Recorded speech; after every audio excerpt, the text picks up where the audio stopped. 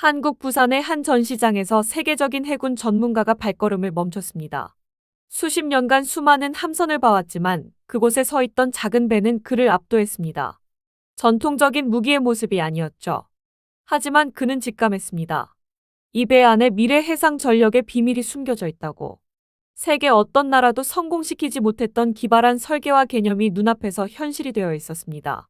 이중갑판, 무인기 전용 시스템, 그리고 상상조차 못한 운용 방식까지.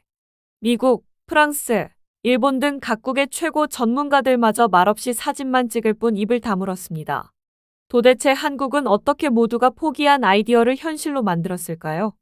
그리고 그 철제 뱃속에 담긴 진정한 비밀은 무엇이었을까요? 안녕하세요. 제 이름은 리오입니다. 저의 나이는 61이고 저는 영국에서 온 해군 전략 및 미래 플랫폼 기술 고문으로 일하고 있습니다. 이전에는 영국 해군 장교로 복무했습니다. 저는 한국 부산항에서 열린 국제해양방위산업전 마덱스에 초청받아왔습니다. 오랜 시간 동안 저는 나토와 여러 나라의 해군 프로젝트에 참여하며 해상 전력 분야에서 나름의 전문성을 쌓아왔다고 생각했습니다. 특히 새롭고 파격적인 함선 개념 연구는 저의 평생 일이었습니다. 하지만 솔직히 한국에 대한 저의 시선은 조금 냉소적이었습니다. 한국은 뛰어난 조선 기술로 상선이나 잠수함을 잘 만드는 나라라는 건 알고 있었죠. 하지만 진정한 미래 해상 전략이나 독창적인 전투 플랫폼 개념을 주도할 수준은 아니라고 여겼습니다. 서구의 기술 트렌드를 빠르게 따라오는 모방자 정도로만 생각했습니다. 진정한 혁신은 저희 같은 서구 국가에서 나온다고 은연중에 믿고 있었습니다. 전시회장을 천천히 걸으며 익숙한 미국이나 유럽 국가들의 부스를 둘러보았습니다. 그러다 무심코 시선을 돌린 한국의 부스 앞에서 저의 발걸음이 딱 멈췄습니다. 거대한 서구 함선들 옆에 있던 한국의 배는 상대적으로 작게 느껴졌습니다. 1만 톤급 정도의 크기였는데 겉모습만 봐서는 어떤 용도의 함선인지 전혀 짐작하기 어려웠습니다. 전통적인 항공모함처럼 거대한 갑판을 가진 것도 아니었고 구축함처럼 무장을 대놓고 과시하지도 않았습니다. 하지만 그 철제 선체에서 풍겨나오는 낯선 기운이 저를 강렬하게 끌어당겼습니다. 무기 체계 전문가로서 수십 년간 셀 수 없이 많은 함선을 보아왔지만 한국의 이 배는 단순한 무기를 넘어선 무언가를 담고 있는 듯 했습니다. 그 배 앞에 서자 제가 평생 쌓아올린 해상 전력에 대한 지식이 한순간에 흔들리는 것을 느꼈습니다. 예상치 못한 충격이 저의 오만했던 세계관의 깊은 균열을 일으키는 순간이었습니다. 저의 옆을 지나치던 여러 나라의 전문가들도 마찬가지였습니다. 미 해군 관계자, 프랑스 정보 분석가, 일본 해상자위대 관계자 등 모두가 말없이 사진만 찍으며 굳은 표정으로 부스를 떠났습니다. 그들의 눈빛에서 저와 똑같은 당혹감과 함께 한국이 이제 완전히 다른 게임을 시작했구나 하는 긴장감이 느껴졌습니다. 그들은 분명 예상하지 못했던 상황에 압도당한 모습이었습니다. 한국의 함선은 저희 모두의 편견을 단번에 깨부수는 존재감을 드러냈습니다. 저의 시선은 특히 HD 현대중공업의 HCX23 플러스 모델에 완전히 사로잡혔습니다. 가장 먼저 제 눈을 잡아끈 것은 바로 이중 갑판 구조였습니다.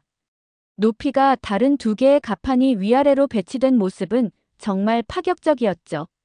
저는 이 개념을 매우 잘 알고 있었습니다.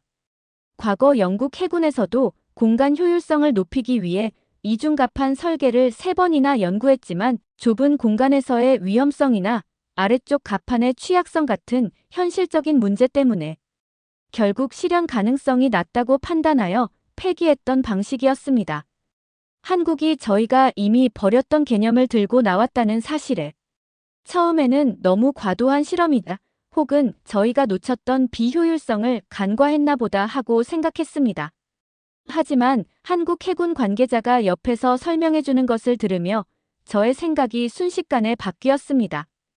그는 유인 전투기와 달리 드론은 훨씬 작고 가볍기 때문에 굳이 이착륙 공간을 수평으로만 넓힐 필요가 없고 오히려 이중갑판이 드론 운용에 효율적인 공간을 제공한다고 말했습니다. 이 아주 단순한 설명 한마디가 제 머리를 망치로 맞은 듯 강하게 울렸습니다. 그렇습니다. 이 배는 사람이 타는 유인기가 아니라 오직 무인기만을 위한 플랫폼이었습니다.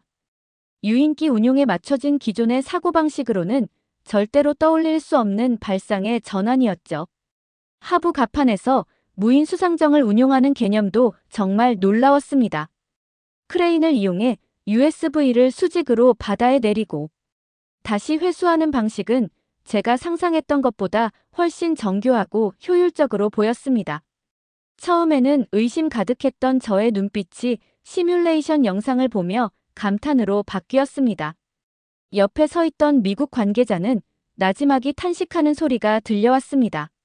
왜 우리는 이걸 생각하지 못했을까? 그 말은 사실 바로 저의 심정이기도 했습니다. 한국은 기술 개발의 속도 경쟁이 아니라 기존 개념의 틀을 깨는 상상력에서 이미 저희보다 앞서가고 있었습니다. HD 현대의 수석 설계자 준 씨가 잠시 제게 다가와 인사를 나누었습니다. 그는 이중갑판 개념을 처음 제안했을 때 주변에서 미쳤다는 소리를 많이 들었다고 겸손하게 이야기했습니다. 하지만 그는 포기하지 않고 가능성을 계속 파고들었다고 했습니다. 그의 설명은 단지 기술적인 우수성을 넘어선 무언가를 저에게 느끼게 해주었습니다. 이중갑판은 단순히 공간 활용도를 높이기 위한 구조가 아니라 유무인 플랫폼의 유기적인 작전을 위한 전략적인 선택이라는 것이었습니다. 그는 이 배가 기술의 집약체이면서 동시에 전략의 승리라고 표현했습니다. 전시회 마지막 날, 저는 준 씨에게 다가가 깊이 고개를 숙였습니다. 그것은 한 기술자에 대한 단순한 존경심이라기보다는 고정관념을 깨고 새로운 가능성을 현실로 만든 창의력에 대한 깊은 경외심이었습니다. 한국이 저에게 준 첫 번째 가르침은 첨단 기술. 그 자체보다 상상하는 것을 두려워하지 않고 그것을 현실로 만들어내는 용기였습니다. 그날 밤, 저의 노트북에 저장되어 있던 이중갑판 폐기한 파일은 말없이 삭제되었습니다. 다시 쓸 새로운 설계의 서막이었습니다. 한국 함선들이 저에게 준 충격은 단순히 기술적인 파격에서 끝나지 않았습니다. 하나오션 부스에서 젊은 설계자 솔 씨의 설명을 들으며 저는 또 다른 차원의 놀라움에 직면했습니다. 솔 씨는 고스트 커맨더 함선이 적을 위협하기 위한 것이 아니라 우리를 지키기 위한 것이라는 점을 강조했습니다. 이 말은 제가 알던 모든 군사 플랫폼의 존재 이유와는 달랐습니다. 서구의 함선들은 대부분 우월한 힘으로 적을 제압하고 해상 지배력을 확보하는 데 초점을 맞추고 있지요. 공격이 최선의 방어라는 논리가 지배적입니다. 하지만 한국의 배는 달랐습니다. 모든 설계의 바탕에는 우리가 먼저 싸움을 걸지는 않겠지만 만약 공격받는다면 끝까지 살아남아 우리 국민과 영토를 지키겠다는 강력한 생존의 의지가 깔려 있었습니다. HCX-23 플러스의 설계자인 준 씨도 이 함선이 전쟁을 막기 위한 억제 플랫폼임을 설명하며 아직 이 배를 실전에서 쓰고 싶지 않다는 마음을 전했습니다. 무기를 만들고도 그것을 사용하지 않기를 바라는 마음이라니 저는 그 지점에서 한국이 가진 무서운 힘을 느꼈습니다. 그것은 단순한 기술력이나 화력의 우위에서 오는 위협이 아니라 국가의 존립과 국민의 생존을 최우선으로 삼는 비장한 각오에서 비롯된 것이었습니다. 저는 수많은 나라의 국방 전략과 무기 개발 동기를 분석해왔습니다. 미국은 세계 질서를 지배하기 위해, 러시아는 세력권을 위협하기 위해, 중국은 강대국으로서의 체면을 위해 무기를 만든다고 보았습니다. 그런데 한국은 생존을 위해 만들고 있었습니다. 그리고 바로 그 생존을 위한 처절함이 역설적으로 어떤 첨단 무기보다 더 위협적으로 다가왔습니다. 이 배들 안에는 단순한 철과 기계, 알고리즘만이 실려 있는 것이 아니었습니다.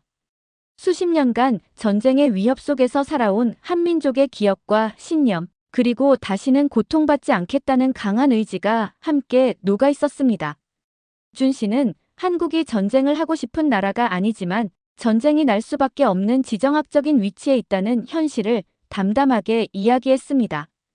그의 말에서 저는 한국 함선 설계의 또 다른 중요한 축을 발견했습니다. 그것은 바로 현장 경험이었습니다. 바다 위에서 실제로 마주하는 현실적인 위협과 제약 속에서 얻은 경험들이 이중 갑판의 착함 시스템, 무인정 회수 장치, 그리고 배 아래쪽의 충격 흡수 설계와 같은 아주 세부적인 디테일에까지 스며들어 있었습니다. 이 배는 책상 위 이론만으로 만들어진 것이 아니었습니다. 실제 바다 위에서 생존을 고민하고 어쩌면 전우를 잃는 아픔까지 겪어본 사람들이 만든 배였습니다. 서구는 전쟁에서 승리하기 위해 기술을 발전시켰지만 한국은 전쟁을 막고 국민을 지키기 위해 기술을 발전시켰습니다. 그리고 이 철학이 이 배를 저에게 그토록 낯설고도 강력하게 느끼게 만들었던 이유입니다. 그것은 단순히 성능 수치로는 설명할 수 없는 국가의 정신이 담긴 압도적인 존재감이었습니다. 저는 한국의 함선들이 단순히 최첨단 기술의 집약체가 아니라 그 안에 사람과 기억을 품고 있다는 것을 깨달으며 깊은 감동을 느꼈습니다. 이 배는 공격력을 과시하기보다는 어떻게 우리를 보호할 것인가에 모든 초점을 맞추고 있었습니다.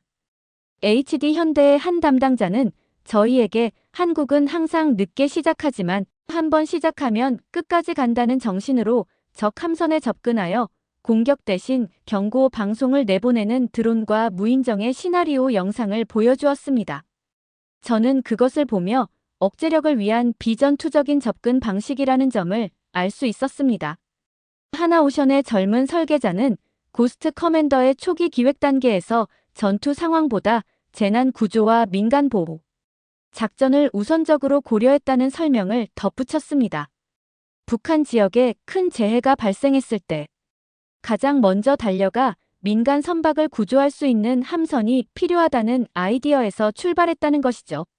전쟁을 막고 평화를 유지하며 혹시 모를 재난에 대비하는 것. 저는 이 배가 단순히 무기를 싣는 플랫폼이 아니라 시간을 벌고 대화를 이어가며 시민의 생명을 지키기 위한 구조물처럼 느껴졌습니다. 전시회 사흘째 되는 날, 저는 조용히 두 배를 다시 둘러보았습니다. 시끄러운 브리핑이나 설명 대신 그 거대한 철제, 구조물들이 저에게 들려주는 이야기에 귀를 기울이고 싶었습니다. 그리고 그날 저는 배를 넘어선 국가를 보았습니다. 철판 사이사이, 갑판 위, 부스 곳곳에 한국이라는 이름이 새겨져 있는 듯 했습니다. HCX-23 플러스 갑판 한쪽 구석에 걸린 작은 휘장을 발견했습니다. 옆에 서 있던 한 해군 장교는 그것이 백령도 근무 중 순직한 해군 중사의 부대 마크라고 설명해 주었습니다. 그 해군 장교는 이 배를 설계하고 건조할 때 동료와 선배들의 희생을 기억하지 않을 수 없었고 그들이 살아있었다면 이런 배를 탔을 것이라고 생각하며 만들었다는 이야기를 전했습니다. 그 말을 듣는 순간 저는 등줄기에 소름이 돋았습니다. 저는 평생 무기의 기술적인 측면만 보아왔지 기억을 품은 배는 본 적이 없었습니다. 유럽의 함선은 철과 연료, 무기와 알고리즘으로 만들어지지만 한국의 함선은 그 위에 사람들의 기억, 공동체의 상처, 그리고 끝내 지켜내겠다는 의지까지 함께 싣고 있었습니다. 고스트 커맨더의 통제센터는 마치 작은 예배당처럼 조용하고 엄숙했습니다. 한 엔지니어는 이 화면이 적을 추적하는 것보다 우리 시민이 위험에 처했을 때 구조 신호를 먼저 포착하도록 설정되어 있다고 조용히 설명해 주었습니다. HD 현대의 다른 담당자는 함선이 총알을 쏘는 것보다 신호를 보내는데 더 많은 시간을 할애한다고 덧붙였습니다. 전장에서 신호의 가치를 최우선으로 두는 이들의 철학은 저에게 깊은 충격을 주었습니다. 갑판 및 정비 공간 선반의 포스트잇 메모는 저를 정말 무너지게 만들었습니다. 이 함선은 내 아들이 잘 살 세상을 지키기 위해 만든다. 그 메모는 아마 용접공이 남긴 것이라고 들었습니다. 저는 함선을 설계하며 제 아들이나 가족의 미래를 떠올린 적이 단 한 번도 없었습니다. 한국은 무기를 만들면서 동시에 국가와 국민을 함께 만들고 있었습니다. 그것은 서구의 어느 나라도 쉽게 흉내낼 수 없는 것이었습니다. 한국은 전쟁을 전략으로 배운 것이 아니라 운명으로 견뎌낸 나라이기 때문입니다. 한국 함선에 담긴 기술과 철학을 이해하면서 저는 그것이 가능하게 한 한국이라는 나라의 근원적인 힘에 대해 깊이 고민하기 시작했습니다. 1980년대 영국 해군 설계실에서 항공모함 연구를 시작했을 때 저희는 늘 미국을 따라갔습니다. 미국이 어떤 기술을 도입하면 저희도 따랐고 어떤 개념을 폐기하면 이유를 깊이 묻지 않고 함께 접었습니다. 2000년대 초 검토했던 무인 운용 대형 함정 개념 역시 비용 문제로 포기하자 다른 유럽 국가들도 당연하다는 듯이 뒤따랐습니다. 당시의 상식은 드론이 전장을 주도하는 시대는 아직 멀었다고 예측하는 것이었습니다. 하지만 한국은 저희가 이미 버렸던 개념들을 다시 꺼내 들고 그것을 실현시켰습니다.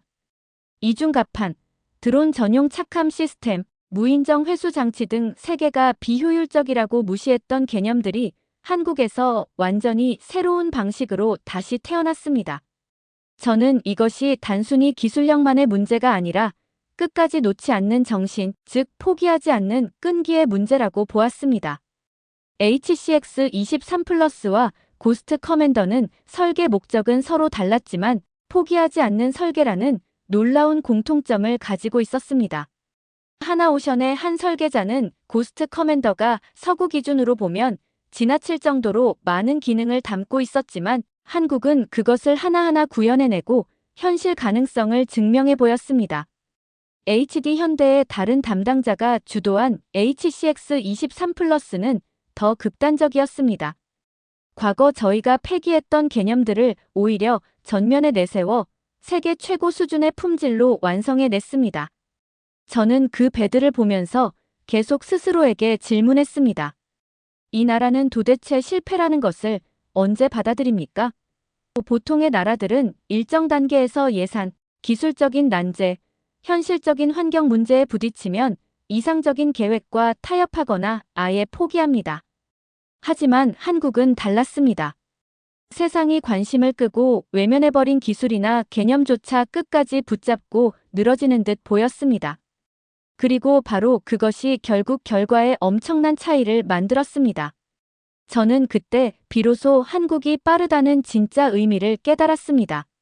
사람들은 흔히 한국을 기술 속도나 반응 속도가 빠르다고 말하지만 제가 직접 가까이에서 보고 느낀 한국은 속도가 빠른 것이 아니라 포기하지 않는 시간이 긴 나라라는 것을 알게 되었습니다. 다른 나라가 단념하고 돌아설 때 한국은 그 자리에 남아서 해결책을 찾았고 그것이 불가능해 보이던 것을 가능하게 만드는 원동력이 되었습니다.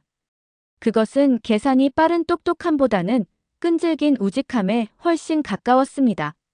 계획은 어쩌면 서구에서 먼저 나왔을지 몰라도 최종적인 결과는 한국이 먼저 만들어냈습니다. 저는 이것이 단순한 기술력이나 시스템의 문제가 아니라 국민성의 문제라고 결론 내렸습니다. 실패를 두려워하지 않고 반복과 개선을 통해 심지어 외면당하는 것까지 감수하며 끝까지 붙잡는 힘. 그것은 설계실의 몇몇 천재적인 인물들만이 가진 것이 아니라 이 나라 사람들 뿌리 깊은 기질인 것 같았습니다. 저는 나토의 젊은 분석가들에게 제가 한국에서 보고 느낀 점을 이렇게 전했습니다. 우리가 지금 별것 아니라고 무시하고 있는 저 실험적인 아이디어들. 언젠가 한국이 결국에는 실현시킬 겁니다. 그 말은 한국을 직접 보고 느끼며 산산조각난 저의 오만함 속에서 우러나온 진심이었습니다. 한국은 실패를 받아들이는 대신 실패로부터 배우고 끝내 완성을 향해 묵묵히 나아가는 나라였습니다. 마덱스 전시회 마지막 날 오후, 저는 다시 HCX-23 플러스 앞에 섰습니다. 대부분의 관람객들은 이미 빠져나가 철수 준비로 부산했지만 그 배 주변은 이상할 정도로 고요했습니다. 그 거대한 철 구조물은 이제 단순한 무기가 아니라 마치 살아있는 존재처럼 느껴졌습니다. 강인하면서도 어딘가 묵묵히 자신의 무거운 역할을 감내하는 듯한 모습이었죠. 설계도나 작전 설명으로는 전혀 느낄 수 없었던 복잡한 감정이 제 안에서 북받쳐 올랐고 저는 저도 모르게 눈물을 훔쳤습니다.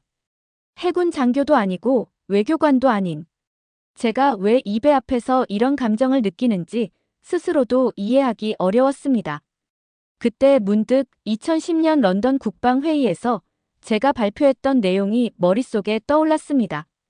앞으로 20년 동안은 드론이 해상 전력을 주도하지 못할 것이라고 자신있게 예측했고 많은 사람들로부터 박수까지 받았던 그 발표였습니다.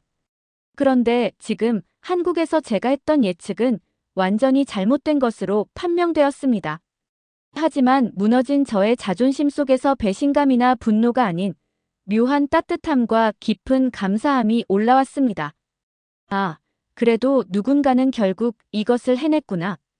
누군가는 포기하지 않고 이 어려운 질문에 대한 답을 끝까지 찾아냈구나. 하는 안도감이 들었습니다. 그때 마침 제 옆을 지나가던 한국 해군 사관생도 무리 중 한 명이 HCX-23 플러스를 향해 절도 있는 경례를 올렸습니다. 그 모습은 단순히 배라는 물체에게 보내는 경례라기보다는 국가에게 바치는 경례처럼 느껴졌습니다. 어떤 나라의 군인이 무기 앞에서 저토록 깊은 존경을 표할까요? 그 짧은 몸짓 안에 담긴 의미가 저에게 강렬하게 다가왔습니다. 그날 밤, 저는 숙소 침대에 누워 비로소 중요한 사실 하나를 깨달았습니다. 이제는 기술만이 아니라 정신을 배워야 할 때라고 말입니다. 그리고 생각했습니다. 나는 오늘 한 나라의 철학에 깊이 경례했다. 저는 수십 년간 수많은 무기 프로젝트에 참여했지만 어떤 무기도 저를 이토록 깊이 감동시키고 울게 만든 적은 없었습니다. 한국의 이 드론 함선은 단순히 기술만으로 만들어진 것이 아니라 그들의 영혼이 담겨 있었습니다. 하나오션 관계자가 했던 말, 저희는 전쟁을 부르지 않지만 전쟁이 올 경우 국민보다 먼저 움직이기 위해 이 배를 만듭니다라는 그 말이 계속 귓가에 맴돌았습니다. 그날 이후 저는 매일 스스로에게 질문합니다. 리오, 이제 당신은 무엇을 설계할 건가요? 예전 같았으면 당연히 첨단 무기를 설계하겠다고 답했겠지만 지금은 다릅니다. 이제는 사람을 설계하고 싶습니다. 국가를 지키는 배를 넘어 국민을 울리지 않게 지키는 배를 말이죠. 사람들은 군사 무기를 차갑고 무자비하다고 생각합니다. 하지만 제가 한국에서 본 함선은 차갑기보다는 따뜻했고 무자비하기보다는 조용히 감싸는 힘을 가지고 있었습니다. 저는 한국을 처음에는 삼성 같은 대기업들로 알고 기술 선진국이라고만 여겼습니다. 하지만 정신 선진국이라고는 생각하지 않았습니다. 마덱스에서의 경험은 그 생각을 완전히 뒤집어 놓았습니다. 이제 저는 확신을 가지고 말할 수 있습니다. 한국은 지금 기술보다 정신이 훨씬 더 강한 나라입니다. 여러분, 오늘 우리는 영국 해군 전문가 리오 씨의 깊은 울림을 전해드린 감동 사연을 함께 하셨어요. 처음엔 한국을 기술 모방자로 여겼던 그가 마덱스에서 본 한국 함선들에 담긴 철학과 정신에 얼마나 큰 충격을 받고 감동했는지 느낄 수 있었죠. 단순한 기술이 아닌 국민과 국가를 지키려는 따뜻하고 끈질긴 마음이 강철 배 속에 살아 숨쉬고 있었어요. 리오 씨처럼 저 또한 이 이야기를 통해 기술 이상의 가치, 포기하지 않는 용기, 그리고 사람을 생각하는 마음의 힘을 다시 한번 깨달았어요. 이런 진심 어린 사연들을 여러분과 계속 나누고 싶습니다. 오늘 영상이 좋으셨다면 구독과 좋아요로 응원해주세요. 따뜻한 이야기들이 필요할 때마다 저희 채널을 찾아주시고요. 알림 설정까지 해두시면 새로운 감동 사연이 도착했을 때 놓치지 않고 만나보실 수 있답니다. 끝까지 함께 해주셔서 진심으로 감사드려요.